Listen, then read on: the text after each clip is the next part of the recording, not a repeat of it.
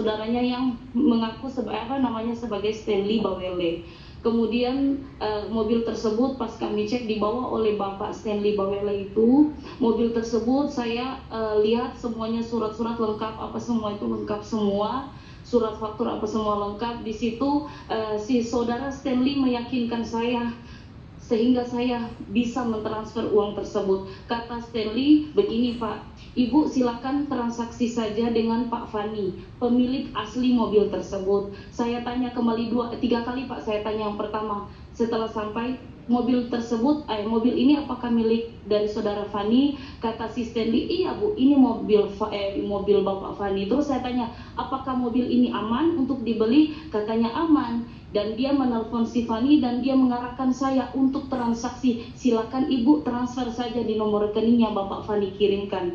Akhirnya kami kirim uang sejumlah 249 juta. Setelah saya kirim uang tersebut, saudara Stanley memberikan surat-surat kepada kami yang katanya si Fani kalau sudah transfer surat-surat BPKB apa semua itu akan diberikan kepada kami, mobil siap kami bawa. Dan ternyata di situ Pak, setelah kami pegang surat kunci apa semua, tiba-tiba saudara Stanley mengaku bahwa kemudian saudara Fani ini blokir nomor saya setelah saya kirim uang 249 juta. Dia blokir nomor saya. Kemudian saya bilang begini, wah kenapa ini nomor saya sudah diblokir? Saudara Stanley menelpon kembali lewat telepon biasa bukan WA. Yang diangkat itu suara perempuan yang katanya si Stanley, oh ini diangkat, ini suara istrinya. Terus saudara Stanley tanya begini, mana Fani? Terus suara perempuan itu menjawab tidak ada, langsung dimatikan, langsung diblokir. Tiba-tiba saudara Stanley mengaku bahwa mobil tersebut bukan milik Fani tetapi mobil bosnya.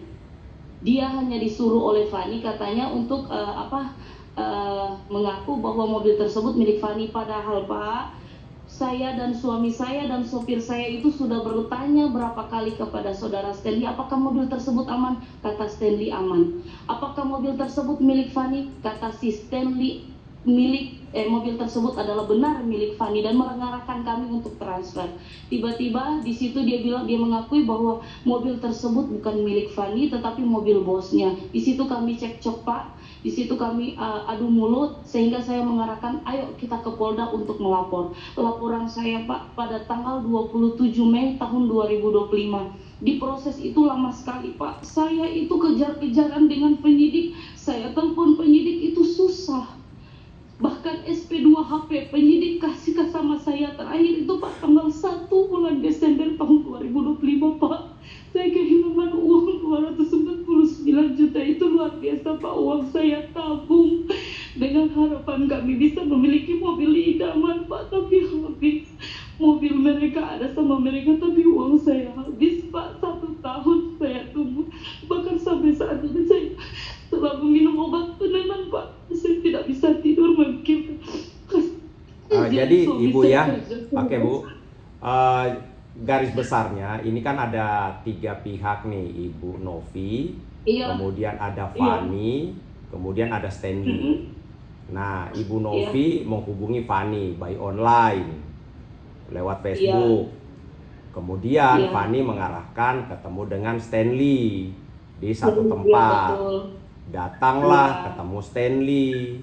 Kemudian Ibu sudah sempat memastikan apakah kendaraan ini milik Fani, aman dan segala macam. Dijawab oleh Stanley aman, oke milik Fani. Silakan hubungi Fani. Kalau mau transaksi, dihubungilah per telepon di situ. Kemudian Fani, oke kalau sudah setuju silakan transfer. Saya kasih nomor rekening seseorang perempuan. Nah, yang katanya itu adalah istrinya. Nah, setelah ditransfer, mau dibawa mobilnya, kemudian baru si Stanley, oh ini bukan punyanya Fani. Padahal sudah sempat dikasih BPKB, dikasih STNK, boleh dilihat. Tiba-tiba tidak boleh. Nah, pada saat itu Stanley bilang kalau di bawah ini ada polisi nih, kan gitu ya Bu ya? Iya betul Pak. Ada polisi, kalau kamu bawa maka kamu akan jadi tersangka. Nah, polisi ini dicek apakah polisian atau bukan. Kalau polisi-polisian berarti jelas banget sindikatnya. Kalau polisi beneran harus dicek kehadirannya di sana dalam rangka apa. Kemudian makanya itu Pak, betul. Penyidik juga dicek sejauh mana penanganan yang dilakukan. Kenapa Stanley hanya sebagai saksi? Karena dari Pasti situ ya, pintu Pak, masuknya saksi. hanya sebagai saksi. Iya betul. Case-nya ini sudah naik sidik, apa masih lidik? Karena ini kan sudah jelas. Rekening ini sejauh mana, apakah sudah diblokir, dicek aliran dana dan segala macam, itu kan juga bisa ditelusuri.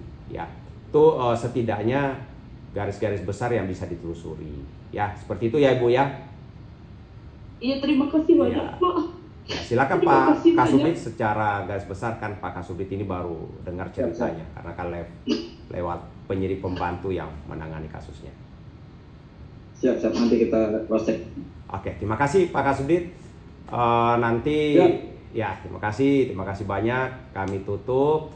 Nanti silakan Ibu ke Polda ketemu dengan Kasubdit ya untuk dicek kasusnya. Ya. Mungkin biar dipelajari dulu sama Kasubdit minggu depan lah, hari Senin.